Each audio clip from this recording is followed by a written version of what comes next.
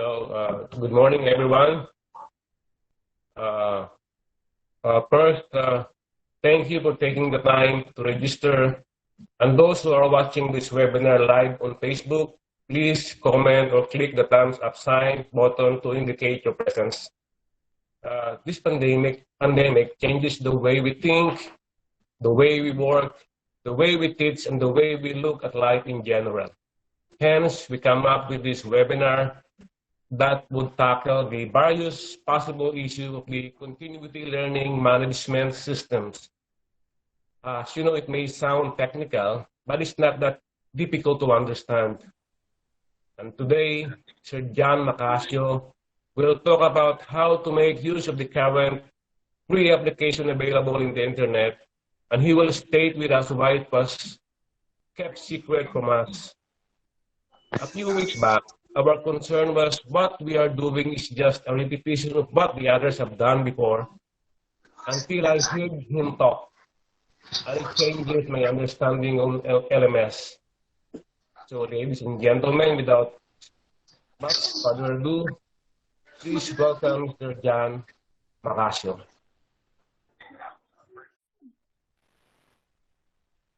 Ako po ay si John Macasio. Isa akong Information and Communications Technology Project Management Consultant. Sa education sector, nagsimula ako sa mga IT-enabled project ng 1990. Sa 2005 hanggang 2010, isa ako doon sa mga original na mga nagplano, nag-design ng alternative learning system na ini-integrate ang digital technology para sa Department of Education. Ang project na yon ay iSchool project, eSkwela project, and then later yung kanilang DepEd computerization program. So, yung perspektibo ng presentation ngayong araw na ito sa ating learning conversation, hindi tayo academic. Titingnan natin kung paano ang mga eskwela magagawa nila yung learning continuity plan. Matanong ko na nga po kayo. I-message nyo ako ng yes if your school has already submitted a learning continuity plan sa inyong mga DepEd offices para kayo ay makapag-open ng klase sa August 24. Type lang yes. Ang sunod kong tanong, tawa ba ang inyong when you created your learning continuity plan? Sa eskwelahan ba ninyo merong isang teacher o principal na marunong o naiintindihan niya ang alternative learning system? Okay. Ngayong araw, ang ating learning conversation, paano natin mai-establish ang isang valid, verifiable na learning continuity plan? Paano ninyo masasabi na ang inyong learning continuity plan na kung saan pinaplano ninyo, gagawin ninyo, i-check nyo at i-improve nyo ang learning continuity sa ganitong paraan? How would you determine na yan ay isang valid at verifiable na learning continuity plan? Paano? Paano nyo masasabi na ang inyong learning plan ay verifiable, valid? Merong gustong sumagot? Paano nyo masasabi na valid, verifiable ang inyong learning continuity plan? May gusto pong mag-open ng kanyang microphone at magsabi ng sagot? Sir, good morning po. Okay. Okay, ma'am. Ano ang iyong sagot? After an evaluation. Okay. After an evaluation, sir. Sige, ituloy mo lang, ma'am. Walang mali at walang tamang sagot. Just share paano nyo masasabi na ang inyong learning continuity plan ay valid at mabe-verify for implementation. Na siya ay valid to implement. So we can valid and verify the learning. Opo. Saan? After the evaluation of the learning community plan. Ay, yes. Learning continuity plan. Okay. Paano siya? Okay. That's all lang po. Ang isang learning continuity plan, okay? Malalaman mo siya ay valid at verifiable kung naiintindihan muna natin ano ba ang problem niya. What is the problem statement? What is the problem of learning continuity that you are now doing a plan? Malinaw po. Yung unang-una po. Kung kayo nag-learn continuity, ang una niyong pag-uusapan is, what is the problem of learning continuity? Alam niyo, I've been following mga seminars, mga things na pinag-uusapan related sa new normal. Kung kayo po ay matagal na sa education sector at naintindihan niyo ang proseso, ang pinag-uusapan ay hindi new normal of education. Hindi po tayo nag-uusap ng new normal of education. Kasi ang unang tanong, ano ba yung normal of education? May normal ba yung education na ngayon gagawin mo siyang new? Alam nyo, ang Philippine educational system ay may dalawang sistema. The normal learning system and the alternative learning system. Sa DepEd, ay meron kang normal, yan ang majority, at meron kang alternative learning system. Ano ang ina-address ng alternative learning system?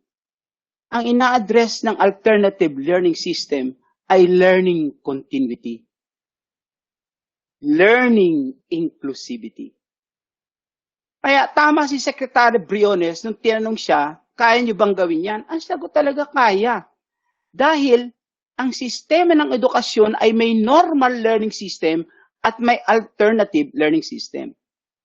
Hindi lang na i-communicate ng maliwanag na merong learning continuity at inclusivity ang Philippine educational system. Kaya lang, yung alternative learning system, hindi siya ang mainstream. Siya ay para sa mga estudyante na ang normal education ay nadidisrupt. Sila ay nadadrop out o kaya malayo ang kanilang tirahan o kaya naman maraming condition or constraint bakit hindi sila makakapag-aral. Dumating ang COVID. Ang COVID is a disruption of learning. So, ang normal na disrupt. Ang challenge is to mainstream the alternative learning system. Ang Philippine educational system hindi magsisimula sa scratch to do the learning continuity. Meron siyang operational na alternative learning system. Pero maraming eskwelahan ang hindi nag-ooperate sa alternative.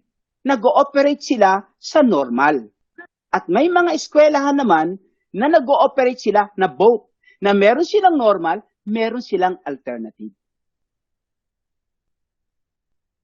Ano ba yung problema na yan, Sir John?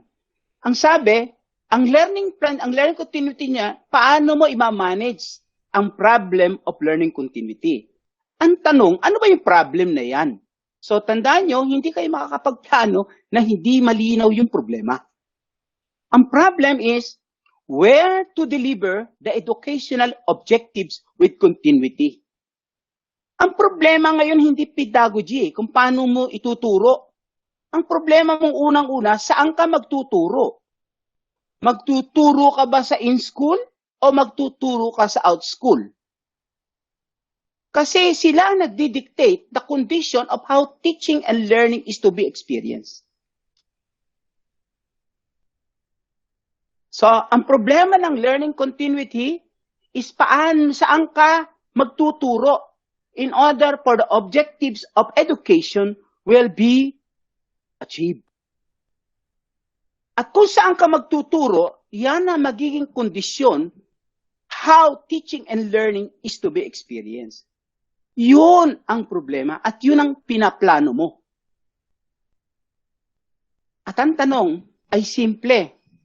Ang teacher ba ng eskwelahan nyo is ready to join the student in the out-school classroom of distance learning, where the learner and the teacher will be doing the learning tasks that use the familiar procedure and content. Kung ikaw ay nasa loob ng in-school physical classroom of 203 days of curricular activities. Dinefine ng batas ng eskwela, kailangan niyang tapusin ang pag-aaral sa loob ng 203 days. Ang question sa Learning Continuity Plan, saan mo yang gagawin? Yan. In-school ba o out-school ba? Yan ang unang kailangan sagutin ng eskwela. Okay? Next. Ano ang learning continuity scenario? Sabi ng DepEd Order 007 of 2020, classes starts August 24. Matatapos ng April 30, 2021. At meron kang 203 class days. Normally, sa normal school education service delivery operation, ngayon pa lang, okay ka na. Kasi panigurado, nakabili na kayo ng mga textbook, naka-order na kayo ng mga learning resources, ang mga classroom nyo, naayos nyo na relative sa inyong marketing, kung gaano kayo kagaling na eskwelahan. Ang mga teacher, naka-prepare na ng kanilang mga lesson items, nagkaroon na sila ng instructional planning, meron na rin silang scheduling ng lahat ng mga learning activities or learning events. Nakagawa na yan eh. Nakapwesto na yan lahat. And then, makikita mo na ngayon, lahat ng lugar, may namimili na ng mga school supplies. Kung paano gagawin ang klase sa loob ng classroom. So, naayos na yung norma niya. Pero, suddenly, meron ito. Stay home.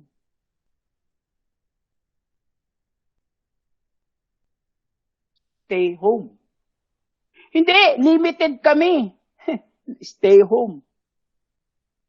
So, ang challenge ng eskwelahan ngayon, paano mo i-continue ang critical activities? Na planado ang pagkukontrol ng threat at meron kang capability sa risk response. Mga kapatid, yan ang laman ng Learning Continuity Plan. Sinasabi sa Learning Continuity Plan mo, ang lahat ng critical activities na gagawin ng eskwela. At kung paano niya ikukontrol ang threat. At paano siya magre-respond sa risk ng may capability. I have another question to everybody. Sa inyong planning, ng inyong Learning Continuity Plan, ano ang guidance na reference ninyo para sabihin na tama ang activities na gagawin nyo? Na tama ang mga threat na kailangan nyong i-control at tama ang capability na kailangan meron ang eskwelahan. Ano ang inyong guidance? Saan kayo kumuha ng guidance para masabing tama ang isinulat ninyo sa inyong Learning Continuity Plan?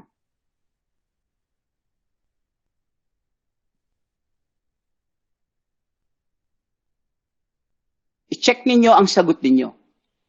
Number 1 is Department of Education Order number 07, series of 2020. Inilagay dyan ang lahat ng calendar of activities. At sinabi din dyan, sa order na yan, na pwede ka lamang mag-in-school face-to-face kapag pinatupad mo ang minimum health standard at ang minimum na health safety standard para sa iyong mga empleyado. Sinabi din dyan na kung ang security risk mo ay nagdi-disallow, pumasok ang mga bata, you have to go to the alternative learning delivery system. O shorten natin, alternative learning system. You have to go to that and you have to make a plan on how to make sure that you implement an alternative learning system that will complete the 203 class days. Hindi nagbago ang first grading, second grading, third grading, fourth grading. Hindi rin nagbago ang mga things na dapat mo gawin sa klase para sa estudyante. Yun pa din po yun. Ang pagkakaiba lamang ay meron kang restriction. Ang una mong restriction ay yung IATF Resolution 40. Yan ay pabago-bago. Na kung saan ang risk level classification ng inyong province, ng city ninyo at municipality nyo ay dinedetermine. So maari ngayon kayo ay GCQ. Hindi nyo alam, after a month, kayo pala ay enhanced quarantine. O kaya ganito, sinabi, dito sa aming bayan, wala kami ritong COVID. Kaya makaka-open kami lahat. Di open, bang! And then after 1 month, naku, may umuwing OFW, may COVID na. Okay, enhanced quarantine, suspended ang klase. Ano gagawin ng school? Suspended. Pero sabi, every time na magkaroon security risk, learning must continue. And then, nag-open ka ng eskwelahan. Limited, face-to-face. Marami, naglalagay pa nga sila ng ng mga demarcation line, plastic, lahat. Pero pag tinanong mo, tingnan ko nga yung learning continuity plan mo, ano ang naging guide mo para ma-establish mo ano ang minimum health standard? Saan mo kokopyahin? Ano ang magsasabi na tama at verifiable ang iyong minimum health standard at health safety requirement para makabalik ang teacher sa kanyang eskwela para magtrabaho? Ang principal at school owner, kailangan alam nila ito. Ang Department of Health AO 2020-0015. Diyan nakasulat ang lahat ng guide. Paano mo masigurado na merong minimum health standard for COVID-19 mitigation?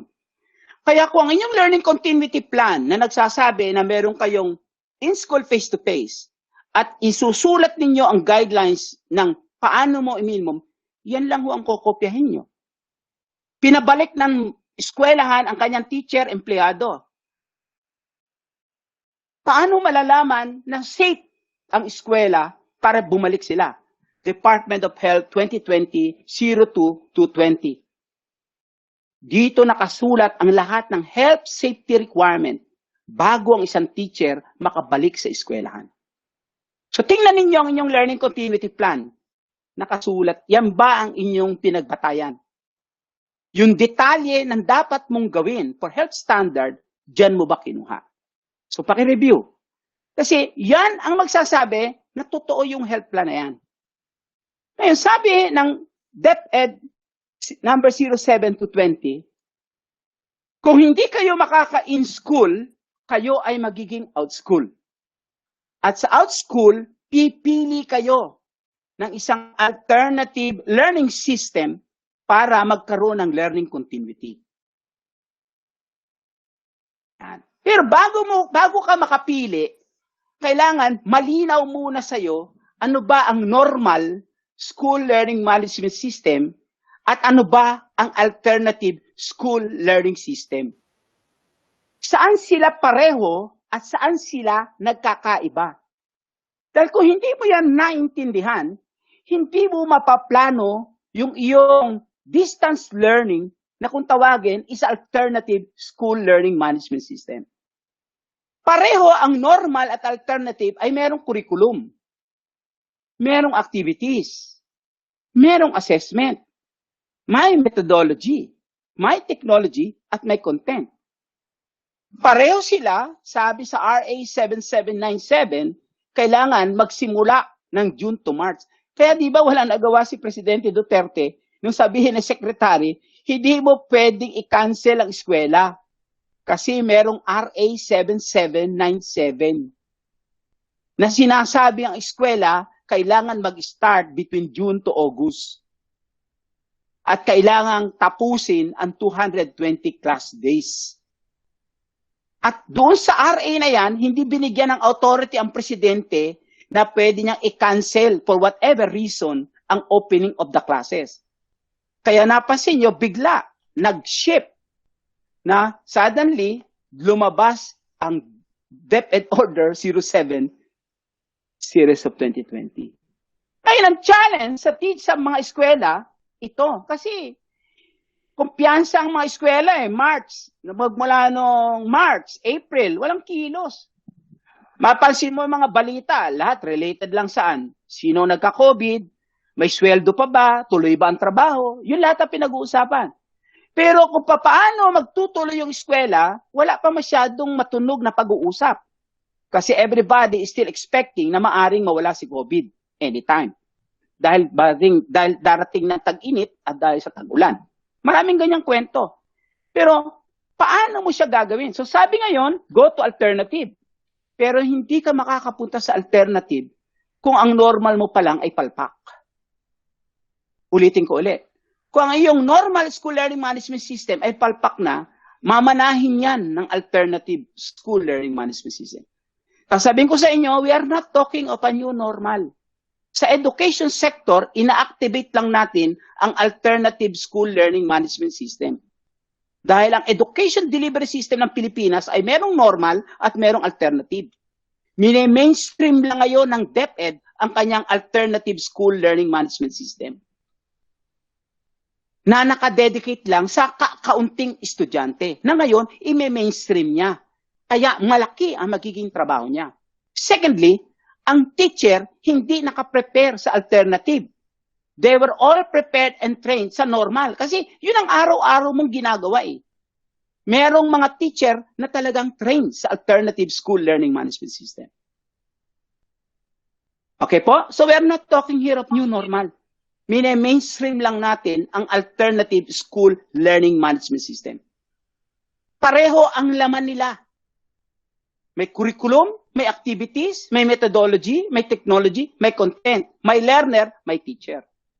Saan siya nagka-problema? Biglang na-activate ang alternative. Bakit? Stay home, COVID. Sabi ng presidente, hindi ako nagpaniwala yan sa inyo ba? Suspended ang klase. Magmula sa August hanggang March. Samagot ang secretary, suspended ang in-school. Pero continue ang learning. Ayan. Kaya malinaw sa inyo yan, In-school learning event, suspended. Huwag mo nang imaginein na babalik ka sa eskwela. Dahil hindi mo alam kung anong time biglang magkakaroon ng security risk level ang lugar mo. So, ang problema ngayon ng eskwelahan, sabi ng secretary, simple lang. Ang face-to-face physical contact, suspended yan. Pero, ang learner at ang teacher stay connected from August hanggang sa Marso. Because of that, yan na. Eskwelahan, you have to submit your continuity plan. Submit ka ng continuity plan mo. Ano yon? Out-school learning event activated. I-activate ng eskwelahan ang out-school learning event. Which is, ito. Stay home. And stay home means courier delivery, online delivery, TV, radio, broadcast. Alam nyo, napakaraming jargon, daming buzzword, daming chismis, daming kwento on this delivery system. Boss, basahin mo yung DepEd order. Napakasimple lang siya. Yung una, courier delivery, ibig sabihin yan, kung nakakaintindi kayo ng ALS, kung meron kayong ALS system, meron na kayong nagawa ng mga modular learning materials. At naka-schedule yon. At padadala mo ang dokumento sa bata, pag-aaralan niya on their own. At any given time, pwede siyang magtanong sa isang ALS teacher. Ang ending ng courier delivery system, pag nakumpleto niya yung buong learning module, kukuha siya ngayon ng isang assessment na tinatawag niyo ALS exam. Na pag napasahan niya, bibigyan na siya ngayon ng certification na nakumpleto niya ang grade 1, grade 2, grade 3. At nakapirma pa sa kanyang diploma ay ang secretary. Diyan naka-base yung courier delivery. Nung araw, ang courier delivery, kukuha ka ng course. Sasabihin sa iyo ng provider, ito tapusin mo ng 3 buwan. Sa dulo nito, meron kang, you are certified as blah, blah, blah, blah. So, every month, tatanggap ka sa Koreo ng mga module na pag-aaralan mo, and then, i-accomplish mo ang lahat ng activity sheets at ipabalik mo doon sa teacher, kung saan man siya. At i-check niya at titingnan niya kung okay ka. Pag nabuo mo lahat yon sa dulo, bibigyan ka ng certification. Meron ba ganyang sistema? Meron. Kaya lang, they are only for people na merong constraint to do the normal schooling. Pero ngayon, dahil sa COVID, nagkaroon ng constraint yung normal. Kaya i-activate mo ang courier delivery. Malinaw po yan, ha? Ito, hindi mo kailangan ng internet. Ang kailangan mo lang taga-deliver. Koreo, LBC. And then, ang interchange nyo, naka-program. First grading period. Ito ang kailangan mo ikumpleto. Sa ganitong time period, you have to bring back to me all the activity sheets na na-accomplish mo for us to check.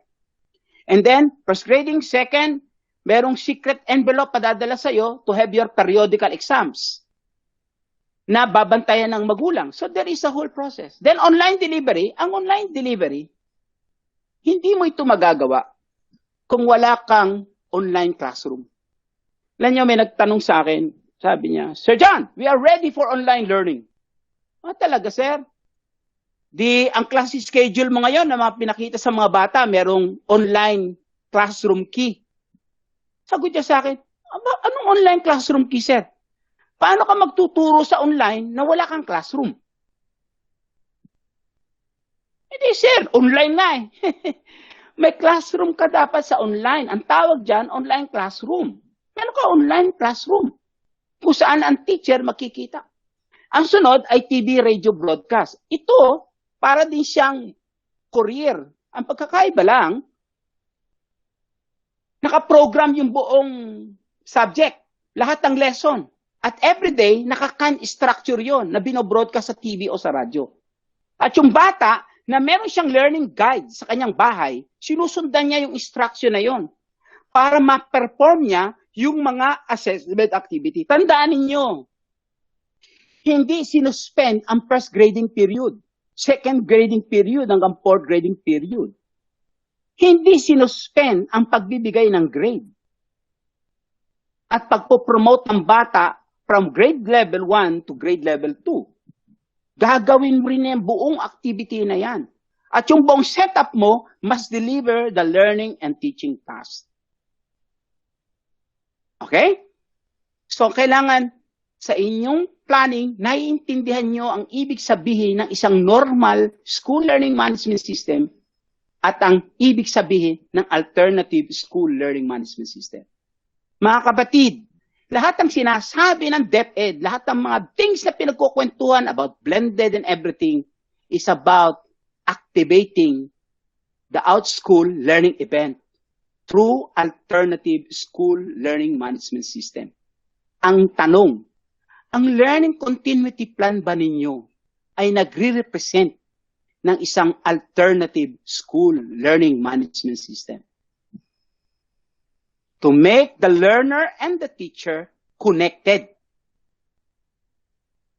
Kahit na merong stay home COVID-19 order. At matatapos niyo ang eskwela magmula Agosto hanggang Marso. At ang bata ay nagpe-perform ng kanyang class activity for 203 days. As required by DepEd Order 07-2020 in compliance with RA 7797. Kung ikaw may-ari ng eskwela at di mo yan alam, may problema tayo. Kung principal ka, hindi mo rin alam yan, may problema tayo. Kung teacher ka, inutusan ka gumawa ng learning continuity plan, hindi mo rin alam yan, may problema ka. Kasi yan nakapalibot, paano mo gagawin ang plan. Next, sinabi, ano ang mga mode? The distance learning delivery modes. Basahin nyo ang DepEd order. So, eskwela, anong naging mode mo? Pag sinabi mo modular learning ka, ibig sabihin, courier yan. So, in school, pwedeng gawin, pwedeng out school. Ibig sabihin, lahat ng instructional material ng eskwelahan mo ay modular. Kasi ang learning process is built up to the skill and knowledge in discrete unit. There is a knowledge continuum that is broken into learning module that is self-contained, self-instructional, in order for the learner to achieve the clearly defined curricular assessment objective with the learner's constrained condition. Ang mga textbook ba ninyo, modular by default? Siya ba ay self-instructional material? O nangangailangan ng teacher para ituro yon? Minsan sa textbook review maganda yung libro. Bakit? Kasi madaling ituro. Ala, sa teacher's perspective. Pero, boss, sa modular learning, ang ganda ng material. Bakit? Madaling matutunan. Ayan. Iba yon. Iba yung madaling ituro sa madaling matutunan. Yun ang learner perspective. Yun ang modular learning. Kaya pag nireview nyo yung mga materialis yung ipadadala sa estudyante, kung ang perspective niyan ay madaling ituro, that is a teacher-centered perspective. Pero pag sinabi mong ito'y madaling matutunan ng estudyante, yan ang learner-centered perspective. Ganun lang kasimple yun. Sa haba ng mga theory, sa dami ng maraming sinasabi, simple lang. If it is a student-centered module, it means the student learns fast and easy with that material. So that when the assessment comes, tandaan nyo, ang dulo pa rin assessment When the assessment comes, he passed the first grading period. He passed the second grading period. He passed all the requirements in order to be promoted. Sa online, sa online, ganun din ang mangyayari sa iyo. Kung ang online process mo hindi naka-structured para magkaroon ka ng lecture presentation, topic discussion, project collaboration, performance assessment, learning object, wala ka sa online learning. Bas, pag hindi mo nagawa yan sa online, ibig sabihin, hindi ka prepared sa online learning. And online learning can also be modular learning, where the student is provided with a menu of digital learning objects. Sabi ng isa kong kaibigan, Sir John, we are ready for the online because we have Google Meet. So, sabi ko sa kanya, so, Google Meet is a tool in order for you to make presentation, in order for the teacher to meet the student. But it is not a classroom. Can you give assignment? Can you check tests in Google Meet?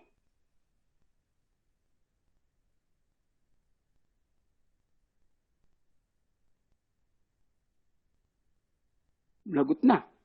Can you make record ng activity result ng isang learner? Classroom, ginagawa niya sa classroom. So, ito na siya. So, send self-assessment teacher, module to the learner, receive and review the assessment report of the learner, and then organize the online class with appropriate digital meeting rooms and learning objects. Kaya pag sinabi niyo sa inyong continuity plan, online learning kami, you have to tell me what makes that online. Pag sinabi mo siyang courier kami o modular learning, ang una mo ipakita sa akin, patingin nga ng inyong ibibigay na instructional material sa estudyante. Is it madali bang matuto o ito ay madaling ituro? Pag madaling maturo, normal schooling yan. Alternative, madaling matutunan. Yun ang alternative. Dahil sa alternative, iniwanan mong estudyante on its own. Hindi readily available ang isang professional teacher. Yan ang pagkakaiba ng dalawa. So, ang TV, ganun din. Kailangan ka din modular. Ang tanong, naka-arrange na ba ang lahat ng inyong modular program para ipakita sa TV? At meron ba kayong TV content? Example, sasabihin niya, ako ay teacher sa grade 1. Ngayong araw na ito, ipo-broadcast namin ang lesson ng math. So, tatay ang teacher, ipapaliwanag niya yung kanyang lesson, the normal niyang ginagawa sa isang blackboard. Ang pagkakaiba lang, ang kanyang estudyante nasa bahay. pero nandun siya sa TV. So, pag sinabi ng DepEd, we are going to implement that, hanapin mo sa DepEd ang Program of Instructional Activities relative doon sa subject at grade level. At kung paano siya i-broadcast araw-araw relative doon sa learning material na hawak naman ng estudyante. Dahil sa dulo niyan, simple pa rin. Paano mo gagraduhan ng first grading, second grading, third grading, fourth grading. Dahil sa dulo, may final report ka pa din eh. Accomplishment. Anong na-achieve ng learner? In order for that learner to be qualified, to be promoted for next year. Ang homeschooling ay simple lang. Ang homeschooling ay talagang yan, structured, ang magulang tinuruan. Tinuruan ang magulang kung paano niya yan gagawin. At yan, modular din ang guidance. Ang homeschooling, ang instructional guidance, hindi madaling ituro. Ang instructional guidance sa homeschooling, madaling matutunan. Pero kung ang design ng libro ay paano ituro ng madali, teacher yon. Pero kung ang design ng libro, paano matutunan ng madali, teacher, estudyante yon. Kaya dyan nagdi-differentiate yung laman. Okay? So, procedure ka pa rin, learning videos, organized homeschooling. Alright. Ngayon, tingnan ninyo ang inyong learning continuity plan. Tanong, ready ba ang eskwelahan nyo sa offline or online learning? Diba? Tingnan yung learning ko din. Sabi nyo, ay kami, online. Sabi siya, hindi, kami, offline. Hindi kailangan internet. Kami, kailangan internet. Okay. Ang tanong, ready ba kayo talaga to do that? Ang unang-unang tanong is how learner-friendly is the modular instructional guidance. Sa alternative learning system, critical ang modular instructional guidance. Kung ako ang school head, pinakitaan ako ngayon ng isang publisher ng libro, ang una kong itatanong sa kanya, modular ba yan? Para maipadala ko sa estudyante. Dahil bibili siya sa akin ng libro eh. Hindi po pwedeng ipadala ko yan sa estudyante na hindi niya mapapag-aralang mag-isa. At matatapos niya in 203 class days yung requirement para masabing pumasa siya. Alam nyo, kahit ano pa sabihin ng lahat, ang educational system natin, mini-measured, pumasa ka ba? Sa dami ng pinag-aralan, sa dami ng mga pinag-activity, ang dulo pa rin is, pumasa ka? Assessment pa rin eh. Assessment-based ang eskwela natin, ang sistema. And then, it's an outcome-based. Dinipay ng curriculum, ito ang mga learning competencies ha. Ito ang mga klase ng tanong na dapat mong masagot. At para masagot mo yung mga tanong na yan, ito ang mga dapat mong pag-aralan. At kung pag-aaralan mo ito, makikita mo dito yan. Yan ho yung buo nating normal process. Yan din ang dadalhin mo sa alternative. Number 2, how is the self-learning process organized? O, sabi niya, oy sir, online kami. O, paano niyo i-organize? Alam niyo, marami akong nakikita ng mga bulletins sa mga eskwelahan na online learning. Pag binasa mo, hindi mo maintindihan kung ano gusto niyang gawin eh. Kasi marketing siya eh. Pero paano, ano yung process? Paano niyo organize? Ang una kong hinahanap, nasaan yung kanyang online classroom? At saan ang address? Pag hindi niya sa akin ipinakita ang kanyang online classroom, hindi, naghuhulaan lang tayo. And then it's provided with standard compliant, outcome-based, and easy-to-use learning materials and interaction tools to study offline. At nakakonect siya sa essential learning competencies ng basic education. Alam nyo, sa crisis, hindi pinag-uusapan paano tayo nagkakaiba. Sa crisis, pinag-uusapan ang common. Kasi survival eh. Ang learning continuity, we don't speak anymore kung how good is your school. What is the differentiation of your school? Ang challenge sa learning continuity is how can you continue what is critical requirement in order for the student to study and learn, and for the teacher to teach what is needed to be taught and perform it in the right way that is available. Hindi ka pwedeng sa crisis, nag-iimbento ka pa kung paano. Kasi matapos mo magawa ang invento, wala ka na. Yan ang sitwasyon ng learning continuity. Kaya ang tanong, paano mo i-organize ang learning process? Makikita ko ba sa inyong learning continuity plan the manner on which the self-learning program niya, self-learning, nale-lesson. Sa alternative learning system, facilitator lang ang teacher. Hindi siya nagpapaliwanag araw-araw. Hindi siya nagagalit araw-araw. Hindi niya nasasabihan ng bobo o tanga ang estudyante niya. At hindi niya na-differentiate kung sino ang magaling at hindi magaling. Dahil lahat yon, dadali niya sa isang objective, matuto. At pumasa siya sa assessment. Dahil pag nag-fail ang bata sa assessment, meaning to say, dalawa lang yon. Mali ang material na ginamit. O number 2, talagang mali ang assessment mo doon sa bata to match the material. Yan ang learning management. Ayan ang alternative eh. So, pag sinabi mong learning continuity, malinaw ba sa'yo yan? Dahil kung hindi, naku, sa opening ng class, napakarami mong communication challenge. Ang dami kang makikita sa Facebook tungkol sa eskwelahan mo. Ang daming comment. Kaganda-ganda ng paliwanag mo sa eskwelahan mo, pero sa ilalim, itinatanong, offline naman kayo eh. Ala, parang PLDT. Kaganda-ganda ng kanyang nasa Facebook niya, ng kanyang product. Sa ilalim, wala naman kayo signal eh. Wala. Hindi mo gugustuhin yon. And then, tatamarin na lang ang bata. Sa dulo, gagawa ka ngayon ng mga remedyo. Para na sa ganun, makumpleto mo yung requirement compliance naman ng Department of Education. Malay niya kung paano niya makikita talaga yun. Siyempre, sasabi niya, I can monitor you. O, normal. Unless merong CCTV camera ang mga eskwela at bahay. Number 3, etong pinakamabigat. Alam niyo, nakatanggap ako ng notice sa isang eskwelahan. Sabi niya, Sir, we are going online. And then sabi niya, and you know, merong obligation ang mga parents. Okay? Oo nga. The obligation is you have to assist your child. Napangiti ako doon.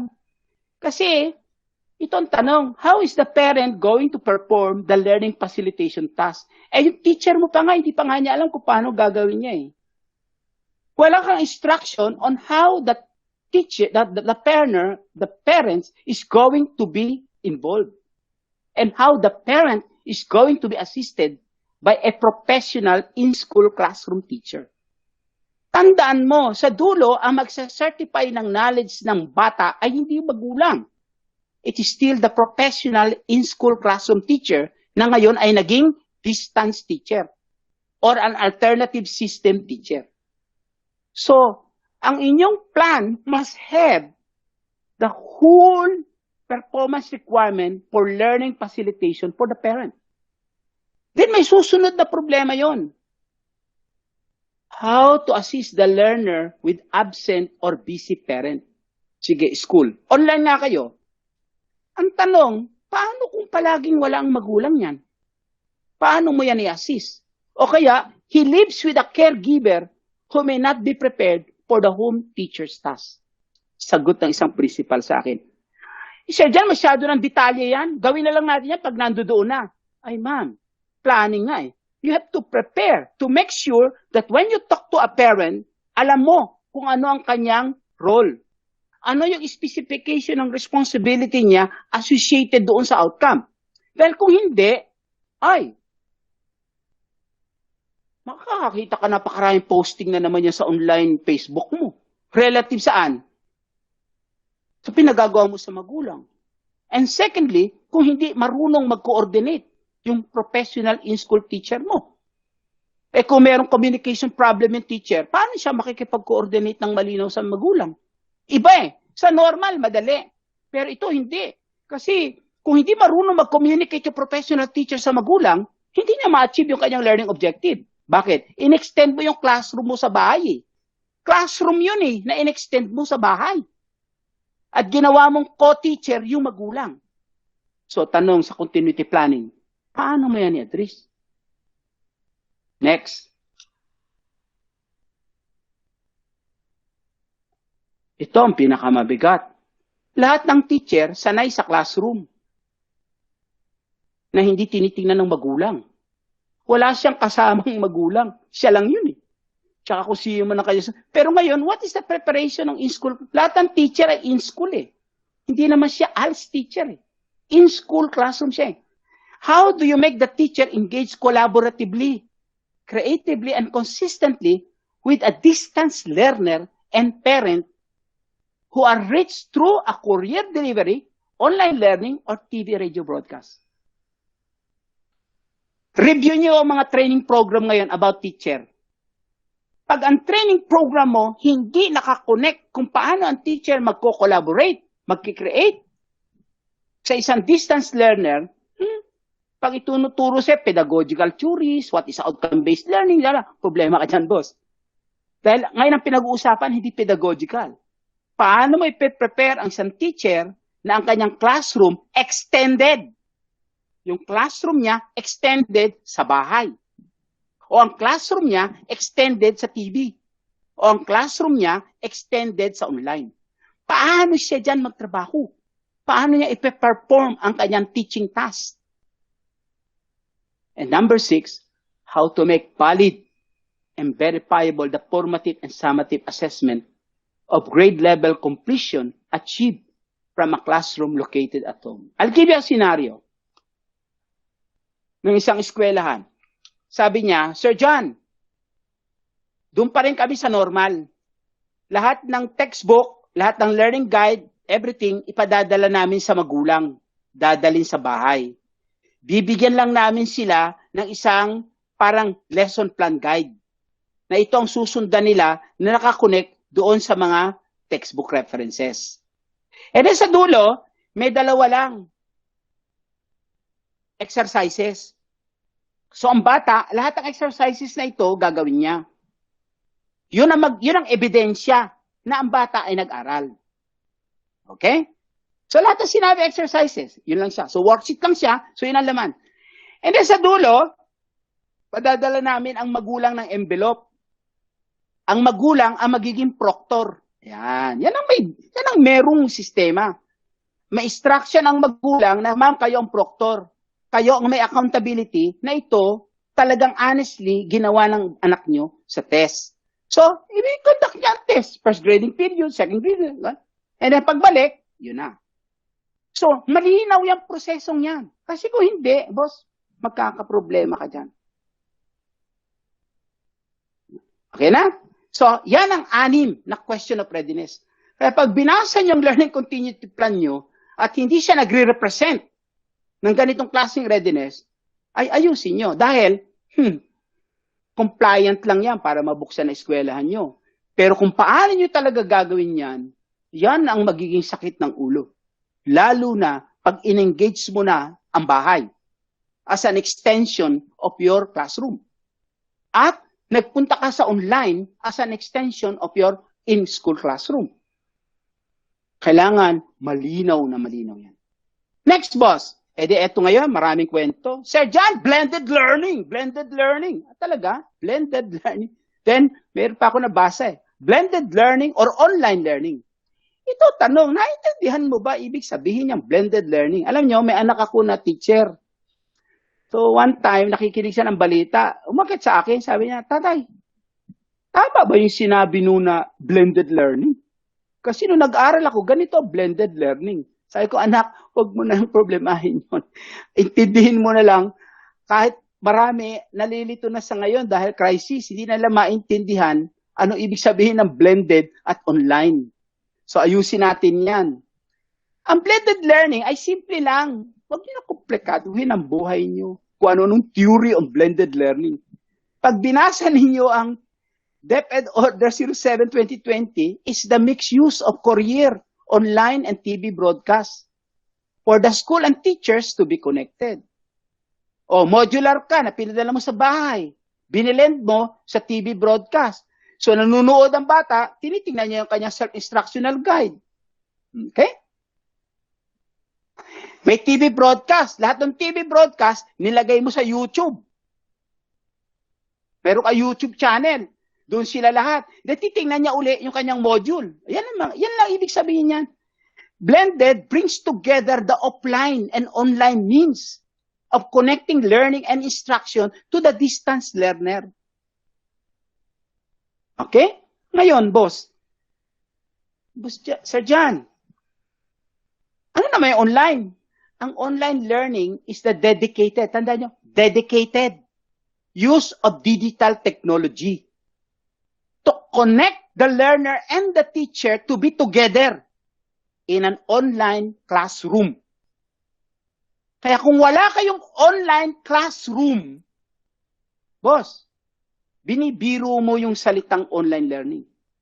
Provided with web-based application to perform the learning and teaching tasks of achieving the most essential learning competencies in 2003 class days. Matanong ko na kayo, mga participant, saan ang inyong online classroom? Does your school already have an address for the online classroom where the student will register, where the student will be provided with a room key in order for him to enter into that classroom and see the teacher's presentation, see the teacher's assignment, see the teacher's discussion, see the teacher's quiz, and see all the reference that the teacher asks the learner to study. Meron kayo? Na pag-enroll ng bata ngayon, yan, nakikita niya. Kung wala yan, boss, you are not ready for an online learning. So ito yan. As paper-based learning materials are being print. So marami ngayon, napiprint. Ang DepEd, piniprint niya ngayon lahat ng kanyang mga modular self-instructional guide. And then, nire-retrieve lahat ng canned learning videos. Ni Knowledge Channel, lahat yan. Tandaan niyo, ang DepEd, meron siya kumpleto niyan. Ba't mo alam, Sir Jan? Noong 2005, assignment, 2007, assignment ko yon, gumawa ng listahan ng lahat na available na learning material ng DepEd. Ma-digital at non-digital. Tatlo yan kami na inassign ni Asik Insyong para pag-aralan lahat ng laman na yan at magkaroon ng isang single inventory. Kasama ho ako doon, kaya alam ko kung ano laman niya.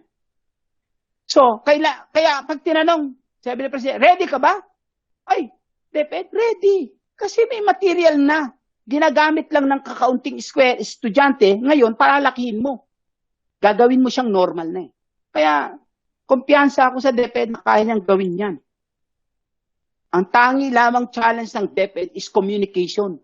And to make it sure that it is organized, directed from real person who knows alternative learning system. Yun ang kailangan niya. Then two, as laptop and tablet are being procured. Dami ngayong mga munisipyo, bili. Okay. Pasig, Manila, ang titindi nga eh. Meron akong isang nakita, ang budget niya is 1 billion. The online classroom key and meeting room code have to be created. Ano yun yung laptop na yan, padre? Na wala namang pupuntahang online classroom ang estudyante at teacher. Oo nga, may laptop ka. Ay, mag-meet kami sa Google. Ay, boss, meeting lang yan. Ay, mag-i-email. Nasaan ang classroom? The online classroom key. Saan ang meeting room code? At yun ay naka-associate saan? Sa subject, sa teacher, at sa curricular event calendar. Kung isang online learning, wala siyang maipakita sa akin, alright? Na classroom key, meeting room code, na naka-assign sa subject, naka-assign sa teacher, at curricular event calendar, boss, Drawing lang yung laptop and tablet mo. Dahil pwede akong magkaroon ng telepono lang. Smartphone lang, tama na. Kung alam mo. 3. As the learning guides are being distributed and online classroom keys are being acquired. Okay na, meron na. May online classroom na siya. Ang pinakamabigat naman is the distance learning teachers have to be trained. Kasi ang teacher, hindi naman siya na-train sa distance learning eh. Na-train siya sa normal learning. Hindi siya na-train sa alternative learning system. Na-train siya sa normal learning management system. Ngayon, i-convert mo siya eh, patungo doon. Pero hindi ba i-complicate ang buhay niya? You will simply reorder yung alam na niya. Wala kang babaguhin sa teacher eh. I-reorder mo lang kung ano yung paano niya ginagawa ang klase sa in-school na ngayon nandito. Paano niya ginagawa ang pagtuturo sa normal school na gagawin niya ngayon sa alternative. Yun ang training. Hindi mo kailangan turuan niya ng mga kung anong pedagogical tools. Kailangan mo siya turuan paano niya gagawin yun dun. Paano niya ipe-perform. At huwag mo siyang pagalitan kung hindi niya alam itong alam mo. Yan naman yun eh. Kaya training ka ng specialist, subject matter expert, no? Sasabihin niya sa'yo mga dapat mong alam. Pero hindi naman yun ang problema ng teacher eh. Ang problema ng teacher, paano siya magtuturo sa online? At ang unang tanong, nasaan yung classroom ko? Diba, pag teacher ka, unang tanong, saan ang classroom ko? Saan yung mga materials ko? Di ba yan ang una? Hindi naman tatanong ng teacher, ano ba pedagogical tools ko? Ano ba theory na kaya? Hindi niya, una niya itatanong sa classroom ko. Nasaan ang mga learning materials ko? Nasaan ang chalk ko? Nasaan ang blackboard ko? Nasaan ang Manila paper ko? Wala. So same, pag pinapunta mo yan sa online, yan din ang tanong. Saan siya? Hindi ba ninyo alam na mayroon tinatawag na virtual whiteboard? Eh kung hindi ko marunong gumawa ng mamamit ng virtual whiteboard, oh, eh di wala. Paano ka mag-board work? Hindi ka marunong ng virtual whiteboard. Sa loob ng Google Meet at sa Zoom, pwede niyong lagyan yan ng virtual whiteboard. Na habang ikaw nagtuturo, sinusulat mo sa whiteboard na nakikita ng estudyante, yung tinuturo mo. Ang tanong, marunong ka ba nun? Ituturo mo ngayon yan. Okay? So yan po ang mga question ng blended at online learning. Na kailangan alam mo. Kasi kung hindi, yung learning continuity plan mo, kasi yun ang alam mo. Pero ang tanong, magagawa mo ba yan? Valid ba yan? Ma-verify mo ba? Okay? So malinaw na po tayo ng mga consideration the moment na in-examine mo kung valid, verifiable, and actionable ang isang learning continuity plan. Ito ngayon, sinabi, Sir John, kami ngayon ay online learning. Alright, good. So this is learning continuity with technology. Gagamit tayo ng technology sa learning continuity. Tanong, Sir John, ano ba yan? It is a manner of accomplishing a task using technical process, method, and knowledge. Siguro tatanungin nyo, Sir John, ano ang kredibilidad mo na sinabi ko na nga sa inyo kanina, magmula 2005 hanggang 2007, kasama ako doon sa mga nilalang na nag-iisip ng mga plano sa technology integration ng alternative learning system ng DepEd. iSchool, at marami yung mga taga-DepEd, alam nila ako dyan. iSchool, eskwela, even yung open high school nila na ginawa noong mga panahon na yon. Actually, marami open high school ng DepEd. Nakaayos lahat ng mga module noon. Meron silang RISE. Ang nalimutan lang yung elementary na dapat ginawa at the time ng elementary doon sa kanyang e-classroom project. Unfortunately, inabot sila ng time na umalis na kami. At nagbago na ang makapangyarihan, so naiba na rin ang level ng priority. Pero ang ALS, I'm telling you, is the normal. Hindi nyo. Alternative learning system is the normal of education today. Because of the disruption, because of the disconnection created by COVID. That is why learning continuity. And learning continuity is with alternative learning system. At ang isang modality sa learning continuity ng alternative is online. Yan. Ito tanong. Alam ninyo, kung ang maraming eskwelahan magmula noong year 2020, mula year 200, 2000, hanggang ngayon, palagi lang ipagyayabang yan. Alam nyo, ang aming eskwelahan, we are ICT enabled. We are using technology in order to promote quality education. Makikita mo sa mga announcement yan. Lahat. Kung totoo yun, yung in-school, face-to-face digital learning, nangyayari. Kasabi siya ng DepEd, we have achieved the following computerization. We have distributed all the following. Ito wala pang crisis. In-school pa lang. Kung totoo yan, hindi mahirap ang out-school face-to-face digital learning sa isang teacher. Kung totoo na ginawa ng eskwelahan yan magmula pa noong year 2000. Di ba? There was a time even, mapansin niyo may mga publisher, nagbebenta na ng mga tablet. Kasama sa kanilang cart ng mga learning management system. Ay, marami kong alam na eskwelahan na ganyan. Okay? Mga smart education solution. Kung totoo yan, doon sa in-school face-to-face, wala silang problema sa out-school face-to-face digital learning. Mabilis ang transit. Kasi yung in-school teacher nila, ready para sa online classroom, face-to-face learning.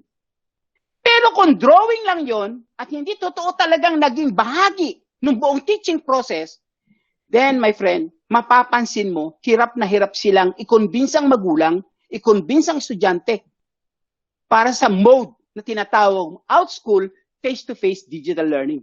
Ginawa mo lang naman kasi yung binayaran nilang in-school, face-to-face digital learning na same pa rin babayaran nila sa out-school, face-to-face digital learning. Kaya meron kang learning continuity online classroom. Magkadikit yan eh.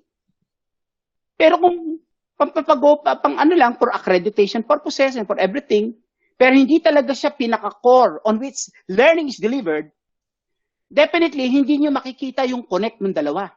Kasi pareho lang naman ang methodology, technology, and content. Tandaan nyo, ang learning and teaching delivery success factor, nagsisimula sa learning assessment. Kung bumagsak lahat ng estudyante ninyo sa assessment, hindi wala. At ang learning assessment, ang success niya, nakarelate sa learning object. Ano yung pinag-aralan? And then, paano pinag-aralan? And then, paano siya minanage through technology? Ganyan lang naman po yan eh. Kahit ano pa, balik ka rin ninyo ang learning, teaching, delivery. Ang unang-una mong tinitingnan is learning competency. And then, yung learning competency ba, may akmang learning materials. May learning materials ka ba? Tama bang learning delivery? Tama nga learning delivery mo? Tama ba yung technology mo? At yung nagmamanage sa gagawin? Yung nagmo-monitor? So, maaring in-school ka, digital learning system, at meron kang online distance. I'm telling you, hindi ka mahirapan sa continuity kung ginawa mo siya ng tama. Pero kung hindi mo siya ginawa ng tama, ginawa mo lang para ma-make sure na maganda ang inyong rating, dahil ano yan? Kasi boss, pareho lang yan eh. Ang learning at teaching process ay parehong may commons. Gawin mo man yan sa labas ng eskwelahan at gawin mo yan sa loob ng eskwelahan, pareho pa rin ang pinag-uusapan natin. Learning objective. Ang teacher na hindi niya alam itong 7 na to, hindi marunong gumawa ng lesson plan yan. Kasi ang lahat ng kanyang lesson ay kailangan active verb. In this lesson, you are to acquire. In this lesson, you are to create. In this lesson, you are to perform. In this lesson, you have to share. And in doing this, sa e-learning, ganun din. So kung may e-learning kayo, yun din ang pinag-uusapang objective.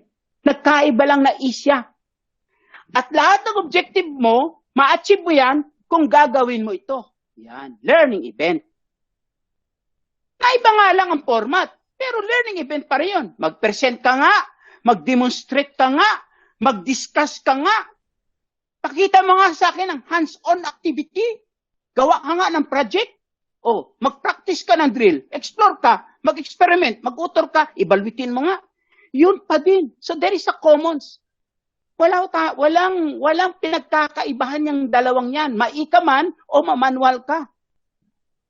ito pa rin ang pinaka-foundational reference. At sa ilalim, wala ka namang ibang ituturo kahit gaano kagaling na eskwelahan ka eh. Ang ending pa rin, you are measured to the most essential learning competencies of mandated curriculum. Ang differentiation lamang ng Catholic school ay yung kanyang Christian living. O ang kanyang values education.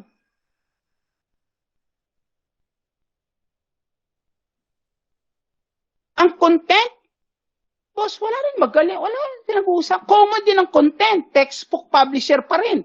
Kukuha ka pa rin sa textbook publisher.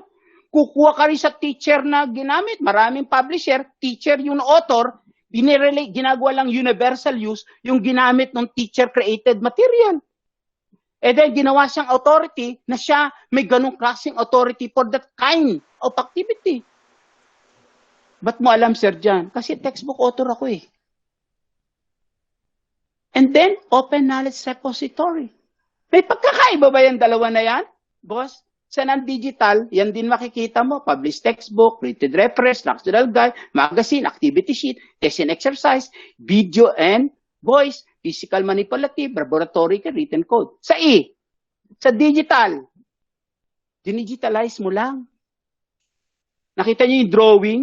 Ginawa mo muna dun lahat ng papel, manual, physical, binaba mo ngayon siya saan? May mga bago na siyang Word, PowerPoint, just may video file format, di ba? Pero yun din ang pinag-uusapan natin. So there is a commons of the learning content. Kaya pag sinabi mo sa akin, Sir John, magbabago ba? Hindi. Nag-iba lang ang forma mo. Alternative. Yung normal at alternative na system, pareho lang pinag-uusapan natin. Ang pagkakaiba lang ni alternative, nagkaroon ng disruption. Hindi mo magawa ang normal kasi may disruption. Ang bata nag-drop out. So paano niya ituloy ang pag-aaral? Ang klase sinuspend. Paano natin itutuloy ang pag-aaral? Yan. Malayong-malayo ang pinakamalapit na eskwelahan doon sa bata. Paano natin siya dadalhin sa eskwela? Yan ang alternative learning system na ang Department of Education ay meron. Kaya lang, ginawa lang yan sa isang kaunting estudyante na ngayon, gagawin mo siyang mainstream. Siya ang gagawin mo ngayong normal. Pero ang laman, parehos ba? Natural. Nung araw nga, sinabihan kong director niyan, ang ALS para lang yan jukebox. Sa jukebox, gusto mong aralan ang ito, pindot, maglabas yung aral. Aralan mo, enjoy it. Sa normal, hindi. Papasok ang teacher, ito ang outline. 1, 2, 3, 4. Sa ALS, simple. Ito ang buong pag-aaralan natin, itong kailangan mong matutunan, mamili ka, alin ang iyong una. Kasi nga, in-structured siya na modular. Tingnan ninyo yung mga format ng i-release sa mga DepEd. May whole commonality ang buong framework. So, boss, you are not creating a new school. You are activating an alternative learning system. Okay? Ano ang commons? So, kung totoong ginawa ng eskwelahan ang in-school digital learning, maraming eskwelahan, na meron silang digital learning. At out-school, boss, ang common law objective pa rin. Event, content. Paano yan, Sir John? Yan. Ay, sabi, sir, dapat outcome, apakasimple lang ng learning objective definition. Ano ang performance? Tingnan niyo yung MELC. Identify, anong learner expected? Hindi mo na ngayon kailangan ng napakakomplikado. Kung kailangan ng bata ito lang matutunan, yun lang kanyang patutunan. Huwag mo na dagdagan. Huwag mo na pahirapan, yun lang yun eh. And then identify and describe what digital learning tools. Para magawa niya yan, ano kailangan niyang digital tools at content? Yun lang. Para ma-discover niya o ma-create niya ang dapat gawin. And then sa dulo, paano mo masusukat na mape-perform niya? Kasi sa dulo, assessment. Yan lang po yan. Yan ang itsura niya. Kaya pag ginawa niyo ng inyong teaching plan, napakasimple. Subject, math, lesson topic, bababa, duration, 2 hours. Dito, sa lesson na ito ang dapat mong matutunan. Tandaan yung ginamit na word. Wordy. Tatandaan ko nung ako'y nagtuturo pa, palaging sasabihin ng feedback ng bata, Sir, may kwenta yung tinuro mo. Alam ko kaagad na isang teacher, pag ang estudyante nag-comment, wala namang kwenta sinasabi niya, Sir. O, lagot na yan. Ibig sabihin, hindi yan outcome-based. And then, what is the evidence that worthy is learned? Anong ebidensya? Kasi tandaan ninyo, may first grading period assessment, second grading. And then, yung worth na yan, nakakonect sa condition. Para yung evidence na yan at yung worth to be learned, ano yung condition of learning? Ano ang PTED methodology, content, para ma-acquire niya. Ganyan lang mo kasimple. And then, i-relate mo ngayon yan sa learning module guide. Kaya nga, print ng print ngayon ang lahat ng self-instructional manual eh. Pero tandaan niyo uli ang module guide, hindi naka-perspective ng madaling ituro. Naka-perspective siya sa madaling matutunan. Student-centered. Self-learner perspective. And then dahil nasa online ka, may listahan na kayo ng lahat ng internet site of learning content and assessment. Sa totoo lang, napakadali ngayon magturo eh. Kasi nagawa na yan eh. Ito nakasulat sa EMLC. Hanapan mo lang na isang website na doon lahat ng material na yan, tapos na. Dahil ito lang naman ang Internet of Education eh. Okay. Mga school, huwag niyo akong sasabihin na kayo online, na wala kayong online classroom. Either meron kayong Easy Class, Schoology, Google Classroom, OpenLMS, Canvas, Edmodo. Kung wala kayo niyan, boss, hindi kayo online. At huwag niyo sabihin sa akin, Sir, wala kaming pambayad. Hindi totoo yan. Dahil karamihan dyan, libre. Then, unified communication. How do you connect? Dami. Social network, call messages, blogging, video casting. And then, yung mga slides mo, saan mo ipopost? Slide casting. Slide share, Isuo, Kalameo. Pero kailangan, alam mo yon. And then, boss, online meeting room. Zoom, Google Meet. Alam ba ninyo na ang Facebook Messenger ay may sariling room? Online assessment room, Google Form, Classmarker, Quizmaker. Online class file storage. Importante. Kailangan meron kang file drive na nandoon lahat ng materials na ma-access ng bata. And then, e-learning site. Alam nyo, buong taon, gamitin ko lang ang Khan Academy, Oneo K-12, tapos na ako. May tuturo ko na ang math, science, lahat ng international, universal subject. Kasi mayroong mga local na subject eh, like yung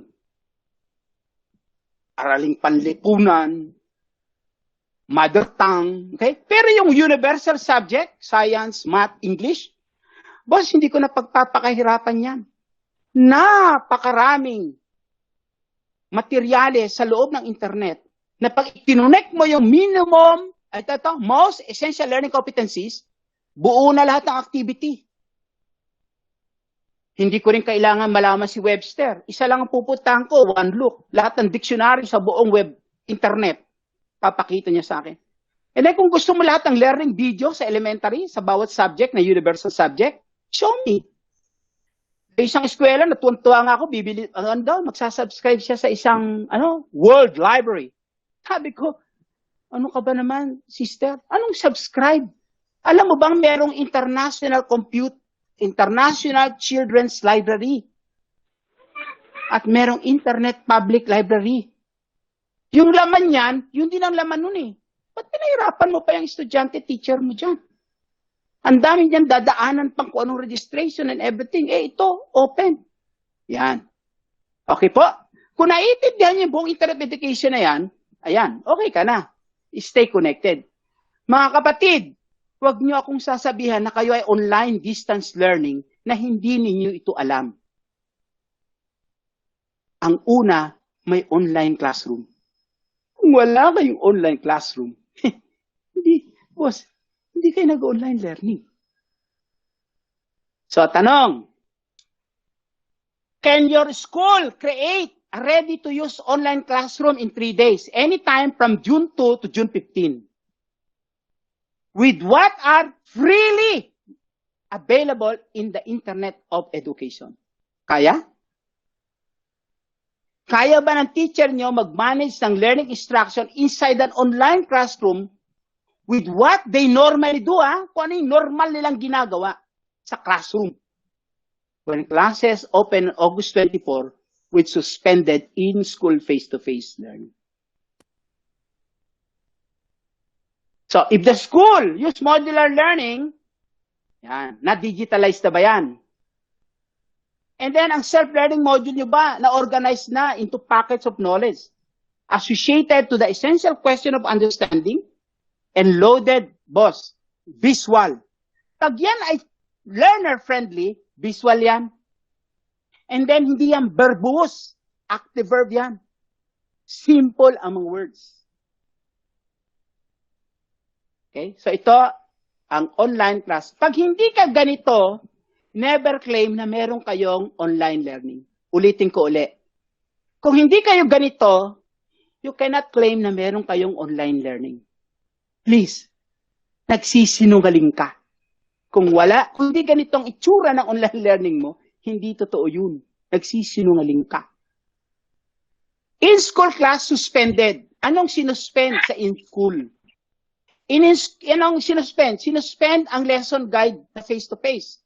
Presentation, discussion, demonstration, activity, project and assessment na face-to-face. Sinuspend din ang paggamit ng face-to-face ng textbook, module, worksheet. Hindi mo sila pwedeng gawin ngayon sa loob ng isang eskwelahan. Gagawin mo siya ngayon sa out-school. Ayan. Ito ang learning technology. Mga schools, pag sinabi ninyong kami ay online learning, kung hindi ganito ang itsura ninyo, hindi totoo yan sinasabi mo. Sabihin, wala ka pa sa online learning. Kung ganito ang itsura mo, nandun ka. Kung hindi, hindi yan totoo. So, ang e-school, meron kang learning event. Lahat yung ginagawa mo face-to-face. Presentation, discussion, demo, activity, project. Agree? Sa in-school, nandun lahat ang printed textbook mo, module, worksheet, lecture. Pero suddenly, sinuspend. Dadalhin mo ngayon siya sa online class, ongoing. Paano mo malalaman na merong online class ongoing? Ang ginitindi ng tanong ni Sir John. Ipakita mo nga sa akin, school, na meron kang online class ongoing. Para may binili ng bata na laptop, tablet, at smartphone. Unang-una, meron niyang component ng email address. May component yan ng file storage. Meron niyang component ng video conference. Meron niyang component ng chat room. Meron niyang component ng online form. May component yan ng mga web pages. May mga component yan ng event schedule. At boss, hindi yan hiwalay-hiwalay. Magkasama lang yan lahat sa isang lugar. At yung lugar na yon, doon lang ang pupuntahan ng estudyante mo. Hindi mo sasabihan, magsha-shoutout ka, oy, Google Meet tayo ha. Oy, dito tayo. Hindi boss, pupunta talaga siya sa isang classroom na doon niya makikita kung kailan sila makikita sa Google Meet. Kasi nando doon ang event schedule. Nasaan yung learning classroom? Kung wala ka niyan, boss, wala kang online. Dahil ganito yung online classroom. Yung teacher mo is now creating accounts. Ang teacher mo, gumagawa ng calendar of schedule. Gumagawa din siya ng mga document. Nag-upload siya ng mga file. Nag-create siya ng discussion. Nag-assign siya ng activity. Gumagawa siya ng mga quiz. At doon din siya gumagawa ng report. Yan ang totoong may online ka. At ang learner ay nasa loob ng online classroom. Sa loob na yon, makikita ng learner ang learning material. Makikita niya ang lesson posting. Makikita niya ang lesson activity. Makikita niya ang lesson discussion. Makikita niya ang lesson assignment. At makikita niya ang lesson quiz. Isang lugar lang sila makikita sa classroom na yan. So kung wala ka niyan, gawin mo na. Dahil kung hindi totoo yung alternative learning system mo na online. Sir, magagawa ba yan? Natural. Mag-connect, meet, module, assessment tools. Yan ang laman ng classroom mo. Yan, may enrollment list ka. May class teacher room schedule ka. May self-instructional material. At isa lang ang pupuntahan ng estudyante. Yung classroom lang na yon na meron siyang key. Na pagpasok niya, nandun sila ng teacher niya at mga classmate niya. Para ding nandun siya sa isang in-school classroom. Ang pagkakaiba lang, virtual sila. At ang ginagamit nila, hindi physical. Ang ginagamit nila, digital. Yun ang pagkakaiba.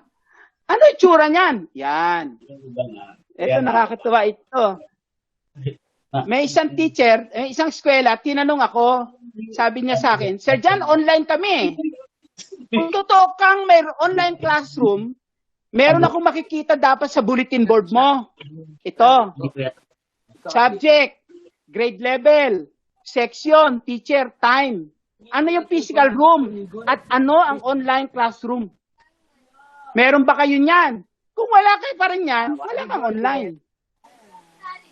And then, dapat makita ko ang learning material. Subject, grade level. Anong learning material? Sino supplier? Anong content technology? Paper-based ba yan? Anong digital format? Kung walang ganyan ang yung learning continuity plan related to online, ay gawin nyo na. Sabihin, hindi totoo yung pinagsasabi mo. And then, meron kang subject class learning activity matrix. Meron kayong 203 class days. Nakakalendar na ba yan? As class event date sa online? Na nakarelate sa daily lesson post? Nakarelate sa lahat ng discussion item, assignment at quiz title? Hello. Tandaan mo, gagawin mo ang pagtuturo sa online. So, saan mo gagawin? Sa online classroom post. Kung ano yung ginagawa mo sa in-school, yun din ang gagawin mo sa online. Ang pagkakaiba lang, digital. Yan. This is an example of an online classroom. Sabi ko sa inyo, mga kapatid, kaya kitang i-set up ng isang classroom in 1 hour. Isang oras lang. Pag natutunan nyo ito, makakagawa kayo ng out-school online classroom. Okay? Kita nyo to, ha? Anong ginawa dito? Online course. Gawa ka ng iyong course. Pag-post ka ng daily mo. Gawa ka ng klase mo. At nakita nyo may access code? Yun ang sinasabi ko. Lahat ng estudyante, bibigyan mo ng access code para pumasok sila sa classroom mo. And then may class library. Nandito lahat ng learning materials na kailangan nila para matutunan nila yung subject mo. At ililink mo yon sa bawat lesson. Ililink mo sa bawat assignment. Ililink mo sa bawat discussion. Doon ka mismo sa loob ng classroom mo. And then, pwede kang gumawa ng online event, kalendaryo. Dito mo inililink yung mga Google Meet, Zoom. Magkakaroon tayo ng lecture on this particular date, on this topic. Ililink mo siya sa event na yan. So pagpasok ng bata sa classroom, pagkita niya ng event na yon, kiklik niya, i-direct siya ngayon doon sa iyong live video conferencing. So naka-organize, nasa loob ka ng isang classroom. And then, online, the lesson discussion. So example, ito, what are the reason for calling Philippines an island? Lahat ng estudyante, bo-broadcast yan. Then they create their answers. And then they send back to you. Ikaw na ngayon na magre-rating. And then pwede mo i-connect sa isang uploaded files. Pwede mo rin siya i-connect sa isang link sa internet. Then, lesson assignment. Sabihan mo ang bata, oy, ito yung file. Basahin mo ito, itong assignment mo. Gumawa ka ng 100-word essay on the following. Sa'yo, bababasa mo ulit.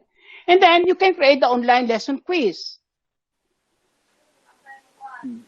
Actually, mapoprogram mo na ang lahat ng learning activities mo for 203 days sa loob ng online classroom. Boss, pag wala po kayong online classroom, wala po kayong online learning ng matino relative to a system that delivers learning online. Okay? So, ide-demo ko sa inyo ngayon ito. Okay? Okay? Gumawa ako ng klase ng araling panlipunan. Gawin ninyo mga kapatid. Mag-register kayo sa easyclass.com. Ang student key nyo, 5W0Z, and then ang subject, araling paglipunan. Grade level. Oh, experience ninyo.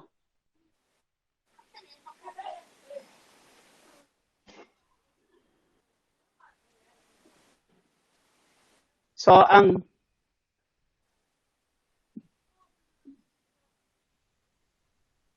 okay po ba? So, ang tinuturo sa inyo ngayon itong webinar na ito, paano kayo magiging tama, valid, verifiable sa inyong learning continuity plan. Na yung sinasabi ninyo ng ano ang problema na i-resolve, ano ang resolution, ano ang competency requirement, ay malinaw na malinaw. Okay? So, I will make a demonstration of an online classroom. Ang online classroom na inirekomenda ko sa inyo ay ang Easy Class. Bakit? Kasi ito ay walang bayad. At ito ay ginawa ng mga angel. Yung mga tao na ang kanilang isip ay hindi komersyal. It was developed by a educational foundation. Na ang kanilang advocacy is to make sure na may equity ang education sa mundo. Okay? So let me do the demonstration, my friends. Okay. So here, gagawa ang teacher ng kanyang class. At ang kanyang estudyante is given an access code. Ito yung sinasabi kong susi sa classroom mo. Okay? At pag ito pumasok ang estudyante rito, okay, bibigay niya ang code. So kanina, yung code na binigay ko dyan sa inyo, papasok mo.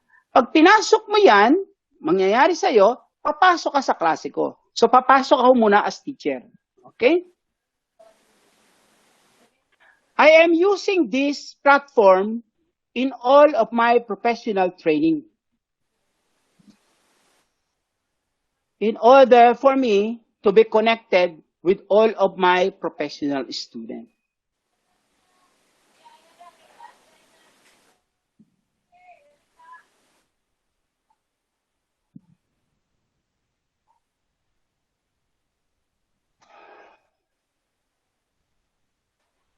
Okay?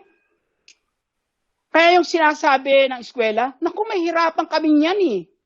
Kasi wala kaming pambayad sa ganyan. Yung mga publisher namin, ang mahal ng hinihingi mga subscription fee. Dadagdag pa namin.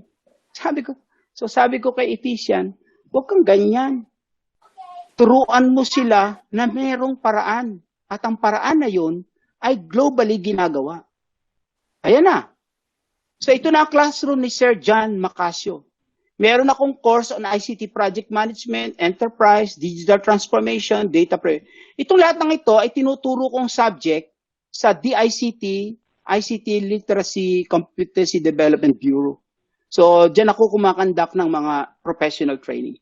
So gumawa ako ngayon example. Ayan na. So I'll give you an example. ICT project management na klasiko. Pagpasok ko dyan, okay? Nandiyan ang mga members. Okay? Lahat ng mga gustong mag-aral. Pag pumasok ka dyan, nandito lahat ng discussions. Nakalista. So pag nag-aral kayo ng project management, dapat alam mo yan. Okay? Nandito din ang mga assignment. Kala i-prove mo sa akin na binasa mo yan. Pinag-aralan mo. So, nasusundan po ninyo, ha? Okay. Balikan natin, tako ulit sa course. Okay? Gagawa lang ako ng course. Ito, araling paglipunan. So, meron kong subject na araling panlipunan. Dadagdagan ko ng class. So, let us say, ang teacher ay meron siyang 3 section. Dito niya lang ilalagay yung kanyang mga section. Okay? Then makikreate na ang bawat section yan ng kanya-kanya. So punta lang tayo kay grade 4 San Lorenzo. So ayan na.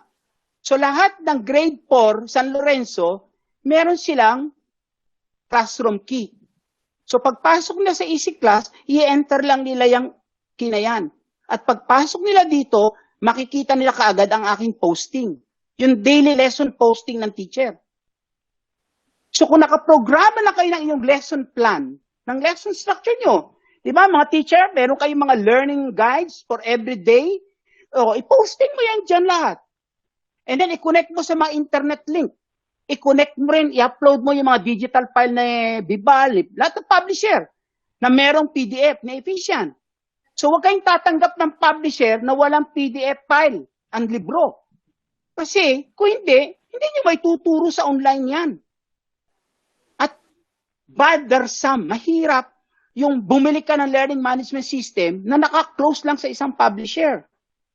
Dahil ang next na challenge mo, hindi naman kumpleto yung publisher na yan, ang lahat ng libro at lahat ng requirement mo ay nasa kanya para magawa mo yung kanyang LMS. False promise yun, boss. Walang ganun. Dahil ang next na challenge mo, paano kung yung librong kailangan mo, hindi siya nagpa-publish? O paano mo siya integrate sa LMS mo? Siyempre, sasabihin niya sa'yo, ay meron ho kami interoperation, kakausapin po namin para ma-integrate, mahabang usap yan. Patalang kung gumamit ka ng isang open LMS na hindi siya nakalock sa isang particular, kundi nakalock siya sa teacher kung paano magtatrabaho ang teacher. Tandaan nyo, pag pumasok ang teacher sa classroom niya ng face-to-face, magla-lesson presentation siya. Gagawa siya ng discussion. Mag-create siya ng activity. Magbibigay siya ng assignment. Tama ho ba? Magbibigay siya ng learning material. Yan yung trabaho teacher eh. At ang estudyante naman, magpa-participate. So kung ano yung ginagawa mo na yan dyan sa in-school, yun din ang gagawin mo sa online. Meron palang isang lugar na nandoon siya.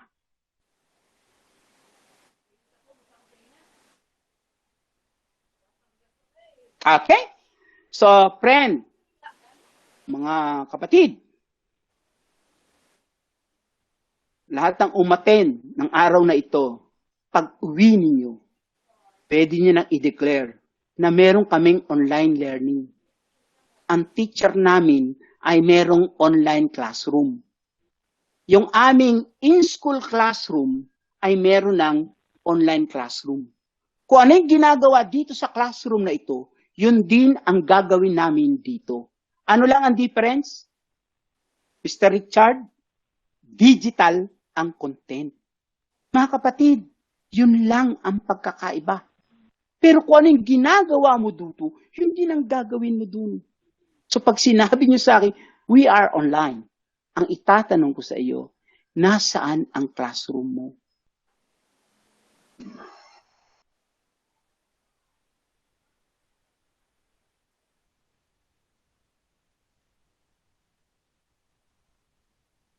Kaya ang Department of Education, umadapt niya ang easy class o gumawa siya ng ganyang sistema, tapos na. Actually, matagal na dapat yan. That was originally planned. May mga original plans before for the alternative learning system for ALS. Kaya lang, yung mga project na yon ay hindi naman nakumpleto. But if those projects were completed, I'm telling you, you have an online alternative learning system. Eskwela, high school, open high school. Okay? So, mga kapatid, kayo na umating ngayon sa webinar ng Efficient, pag uwi ninyo sa eskwelahan, my advice is communicate that you can continue learning online because there is an online classroom. And you can declare to everybody that we are not going to change our things because we are simply migrating the normal to alternative. Tandaan niyo ulit, ang educational system ng Pilipinas ay merong normal at merong alternative learning system. Meron tayo niyan. Kaya lang ang alternative learning system, dinesign para sa mga estudyante na hindi makakapasok sa normal schooling. Kaya nga ang pangalan ng PNU, Philippine Normal University, kasi dinesign siya para sa normal schooling. Then later, numad na, so meron na siyang SPED, original, normal schooling. Kasi kung hindi ka normal, may pangalan ka na. Ang tawag sa'yo, SPED. O out of school youth. Pero pag tiningnan mo talaga yun, ang alternative is relative to a constraint. Meron kasing constraint. Maaring physical, maaring financial. Pero sinabi ng batas, kailangan lahat ng estudyante makapag-aral. Makatapos ng pag-aaral. At ang developmental agenda, yung sustainable development agenda o goal, kinakailangang maibsan ang mahirap dahil hindi sila nakapag-aral. Yan ang purpose ng alternative learning system. Eh ngayon, biglang ang buong system na disrupt. Hindi makapagpatuloy dahil may COVID risk. Kaya activated ang alternative learning system. Yun lang po yun. Ang new normal ninyo is ALS. Kasi hodang kung ano pang talumpati o speeches na gawin ng secretary dyan, the new normal is ALS. So they have to make sure that the ALS system, the way it is constructed and defined, will be able to complete the 203 days, class days, of all the learners who will be provided with offline modular learning or online learning or through TV broadcast. At pag nag-online kayo, pag sinabi nyo, we are online, anong ibig sabihin? Kayo ay nasaan ba, mga boss? Kayo ay merong online classroom. Kung wala kayong online classroom, hindi ninyo makiklaim na kayo ay merong online learning. Imagine a platform which streamlines your resources, assignments, tests, grades, and calendar, and without slowing you down. Welcome to EasyClass.com, the online toolset for teachers and professors. EasyClass is simple and free. Create your courses on EasyClass and access your students anytime. Make announcements and share materials and files in an organized manner. You can assign schoolwork and students can submit their assignments in your digital class. You can provide one-on-one feedback and immediately record the grades under the assignment section. These grades are automatically captured by the gradebook and will be published to students upon your approval. Your students can even take online tests, either at home or at the computer lab under your supervision. And you don't have to spend time grading the tests. EasyClass will do it for you.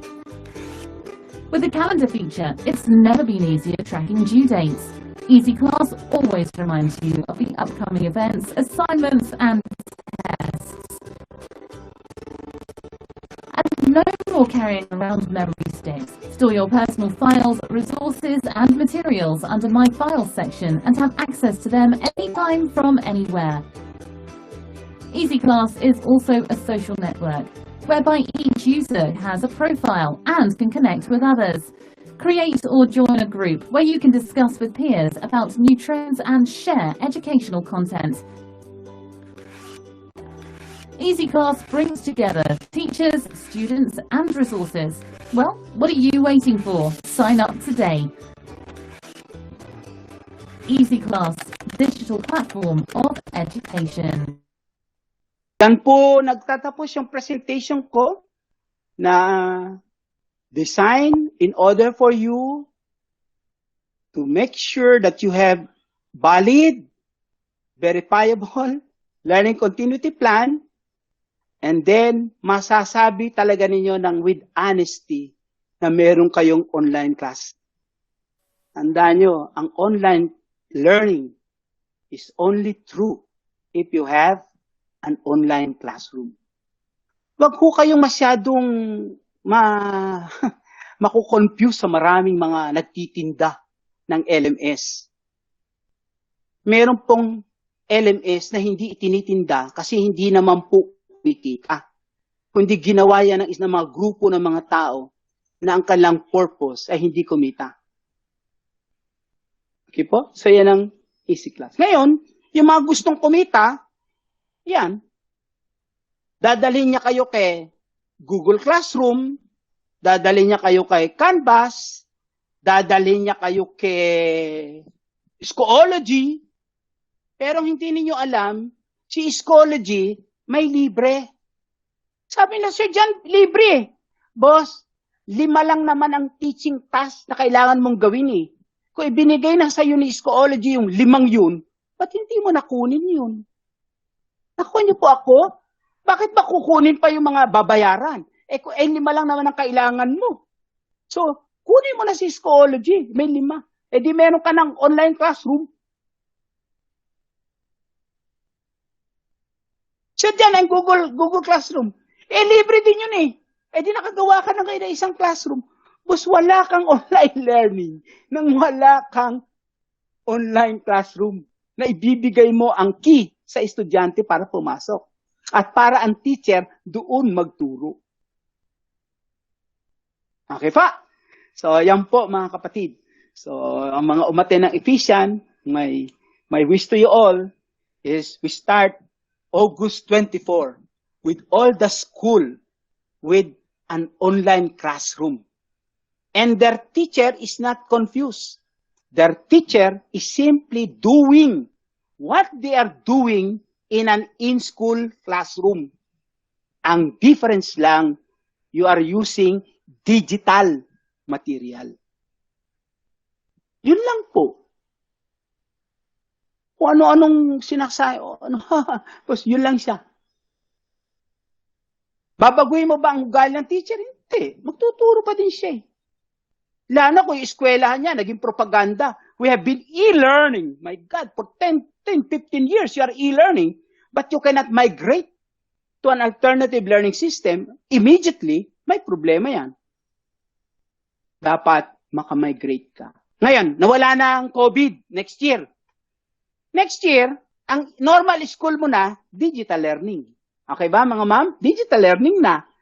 Dahil digital learning na siya, biglang sinuspend ang klase dahil sa bagyo, lindol. Boss, magsa-Saturday class ka pa ba? Hindi na. Kasi activate mo lang naman yung online classroom mo para ang estudyante continue ang learning. Yan ang learning continuity, boss. Ang ganda, no? Normal na tayo next year. Saan mo magagamit ito? Sinuspend dahil sa bagyo, baha. Walang klase? Meron. Pupunta kayo ngayon doon sa inyong online classroom. Dahil kung anong ginagawa dito, yun din naman ang ginagawa sa taas eh.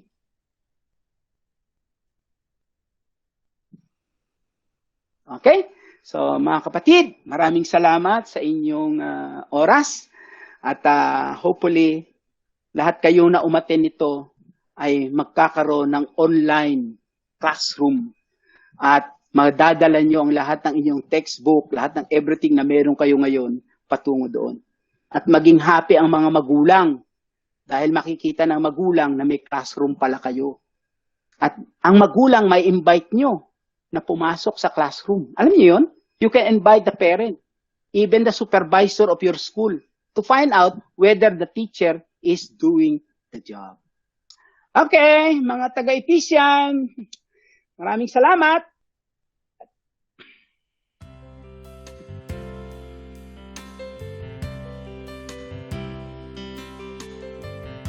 Salamat, sir. Salamat. Thank you very much, sir. Thank you very much, Sir John. Salamat, Sir John. Thank you so much. Congratulations, Ephesians. Thank you po, sir. Thank you. Thank you very Thank much, you, sir. sir. Excellent speaker, Sir John. Excellent Thank you speaker. so much and God bless. Thank you po, Sir John. Sir John, hulog ka ng langit sa amin. Maraming salamat. Thank you very much. Yes, I Gawin mo agree, na. Sir John. Teachers, thank you Thank po. you very, very much. Thank you. Thank you, Vision, for listening for Salamat po, Sir John. webinar. More power po, God bless you always. Thank you, Visions. Efficient. Thank you for inviting us.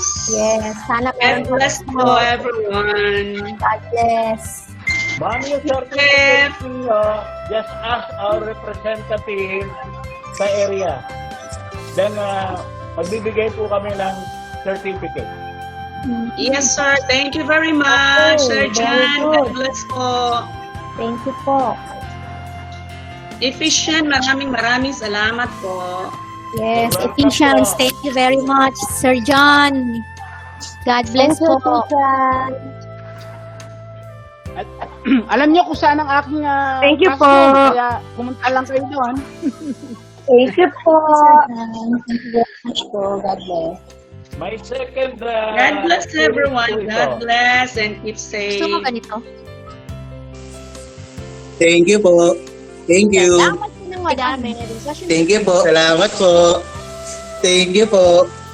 Salamat, sir. Yes, thank you po. God bless Kahit you. muna, may announcement yata na eh. Meron po tayong second Salamat seminar. po. Yung second part, doon po sa implementation na po. Yung detailed implementation. So, abangan nyo po yung schedule namin. Then also, for the certificate, please contact our sales representative. You ask your school head para makipag-coordinate po sa representative namin. And those who registered online, we can send your certificate through your email. Wow, thank you, sir. Okay, very good. Salamat po. Aha. Then you can continue again yung paggamit ng we have a complete life of ebook in a form of PDF dahil siya po ang pinaka-universal na ebook. Madali po siyang gamitin. Any devices you can make use of any devices for PDF format. So yun po ang pinili namin dahil sa ngayon kailangan po natin ng medyo practical tayo. Ayaw daw niya. Sir, thank you. I already answered the webinar survey. Salamat po. Opo, marami po salamat. See you then. Okay, thank you. Sir, how can we have the slides presentation? How can we have it, sir? You can email us or again contact our representative para siya po ang magpapadala sa or padadala namin through your email.